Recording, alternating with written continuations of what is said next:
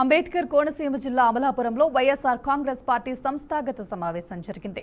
ఈ సమావేశానికి జిల్లా వ్యాప్తంగా ఉన్న నాయకులు, కార్యకర్తలు హాజరై గ్రామీణ స్థాయిలో పార్టీ బలోపేతానికి అవసరమైన కార్యాచరణను రూపొందించారు.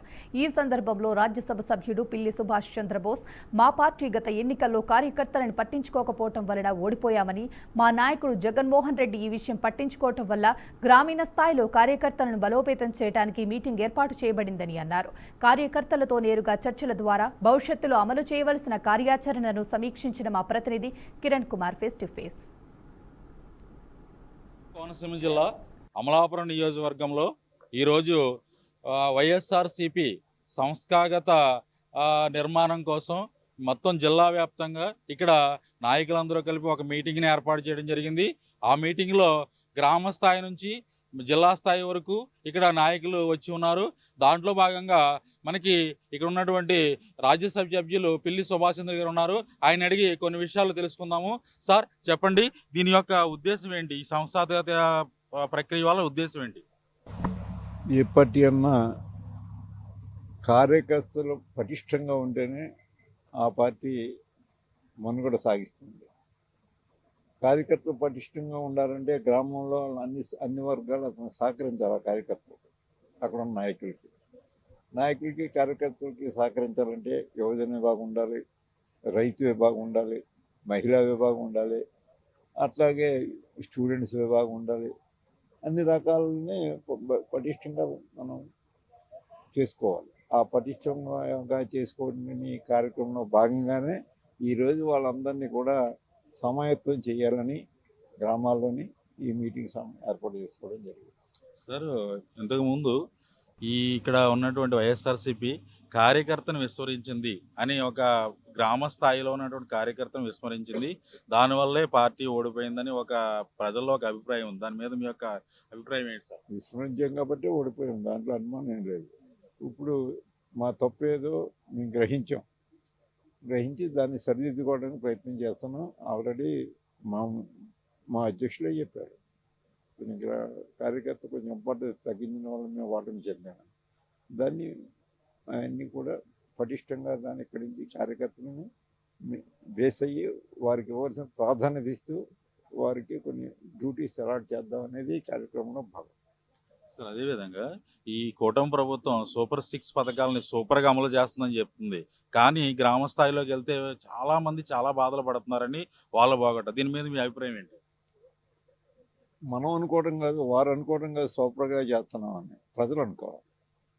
ప్రజలకు ఇచ్చిన వాగ్దానాలు ఎంతవరకు అమలు చేశారనేది వాళ్ళు గుండెల మీద చేసుకుని వాళ్ళు చెప్పమనండి. అంతే తప్ప పైకి చాలామంది మాట్లాడుతుంటారు మేము చాలా సూపర్గా చేస్తున్నామని. నేను 10 కిలోమీటర్లు ఏకదాటిగా పరిగెట్టగలనంటే is it possible to me? అదే అంతే. అని చేత చెప్పి అన్నీ మాయ మాటలు అవన్నీ నమ్మే పరిస్థితి కాదు. కానీ ప్రజలు మాత్రం తెలివైన వారు, అది గ్రహించడం ఉంది. ప్రధానంగా ప్రజల్లో విజ్ఞత పెరిగింది, విజ్ఞానం పెరిగింది. వారిని ఎల్లకాలంలో మోసం చేయడం వీలు పడదు. ఇప్పటి వరకు చేసిన మోసాలు చేశారు, కానీ ఇక్కడి నుంచి అవన్నీ సాగవు. అంచేత ఖచ్చితంగా అన్నమాట ఖచ్చితంగా అమలు చేయగలగాలి. అలాగ అమలు చేశారా లేదా వైఎస్ఆర్ కాంగ్రెస్ పార్టీ అంటే ఒక అపారమైన నమ్మకం ఉంది మా పార్టీ నాయకుల మీద. కారణం, ఇచ్చిన ప్రతి మాట అమలు చేశారు.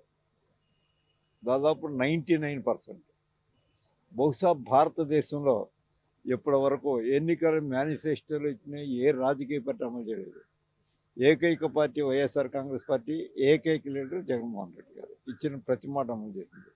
అప్పులు అవనాయి, ఇబ్బందులు పడినాయి, కోవిడ్ వచ్చి రాష్ట్ర ఆదాయం చితికిపోనాయి, ఏమోనాయి, ఇచ్చిన ప్రతి మాట అమలు చేసినటువంటి ఒకే ఒక నాయకుడు జగన్మోహన్ రెడ్డి గారు. అంచేత మా మీద విశ్వాసం ఉంటుంది. మేము చెప్పినా కూడా మేము చేస్తామంటే ఖచ్చితంగా చేస్తారని నమ్మకం ప్రజలకు ఉంది. అంచేత మా పార్టీ మళ్ళీ రివైవ్ అవడానికి చాలా అవకాశాలు కనపడుతుంది. అంబేద్కర్ రాజ్యాంగాన్ని పక్కన పెట్టి రెడ్ బుక్ రాజ్యాంగం నడుస్తుందని అంటున్నారు, దీనికి ఎంతవరకు నిజం? ఇవన్నీ చాలామంది మాట్లాడుతారు. ఇంకా 70 ఏళ్ళ క్రితం మాట్లాడమండి ఈ మాటలన్నీ. ఇప్పుడు తొక్కులు ఆగేస్తారు ఎవరు చూడకనే అని. అంచేత ఇప్పుడు ఏం సాగోలండి అన్నీ. సంక్రాంతి సందర్భంగా విపరీతమైన క్రౌడ్ ఏర్పడింది. కోడిపందాలు, ఇంకా విపరీతమైనటువంటి ఇక్కడ గుండాటలు, అదేవిధంగా అశ్లీల నృత్యాలు విపరీతంగా జరిగాయి సార్. కూటమి ప్రభుత్వం విఫలమైందని అంటున్నారు, కానీ మీరు ప్రతిపక్షంలో ఉండి మీరు ఎందుకు స్పందించలేదు? నేను కోడి పందాలని అది ఒక traditional game in Andhra Pradesh. Andhra Pradesh అంతటా కూడా కాదు, ముందు ఉభయ గోదావరి జిల్లాలో అది ట్రెడిషనల్ గేమ్. దాన్ని ఆపు చేయడం అనేది సాధ్యపడదు. ఇంకా మిగతా అశ్లీల ఏంటంటే అంతకంటే దారుణం కొట్టలేదు. ఎమ్మెల్యేలే డ్యాన్సులు కడుతున్నారు, ఎమ్మెల్యేలే ఓపెన్ చేస్తున్నారు, ఎమ్మెల్యేలే సిందులేస్తున్నారు. అక్కడ అవి చాలా తప్పు. అది ఒక డిగ్నిటీ డెకరం ఉండాలి. మనం ఒక ఉన్నత పదవికి వెళ్ళినప్పుడు దాని యొక్క స్థాయిని కాపాడాలి. కాపాడకుండా ఎగురుతుంటే ఎవరేం చేస్తారు? అన్నిటికీ అనుభవిస్తారు. ఏదో దానికి టైం పడుతుంది. ఇది ఇక్కడ పరిస్థితి. ఇక్కడ అంబేద్కర్ కోనసీమ జిల్లాలో ఈ వైఎస్ఆర్సీపీని బలోపేతం చేయడానికి వీళ్ళు మొత్తం నాయకులందరూ కూడా ఇక్కడ ఒక మీటింగ్ ఏర్పాటు చేయడం జరిగింది. దాని ప్రకారం ఇక్కడ మన బోస్ గారు ఈ స్కాలర్షిప్ విషయం కావచ్చు, లేకపోతే ఇక్కడ ఉన్నటువంటి ఒక సంస్థాగతంగా గ్రామ స్థాయిలో కమిటీలను ఏర్పాటు చేసుకుని దీన్ని బలోపేతం చేయడానికి వీళ్ళు ఒక క్రమ పద్ధతిలో ఒక కార్యక్రమాన్ని చేస్తున్నట్టు చెప్తున్నారు. కిరణ్ కుమార్, అంబేద్కర్ కోనసీమ జిల్లా నుంచి కెమెరామెన్ సూర్యతో.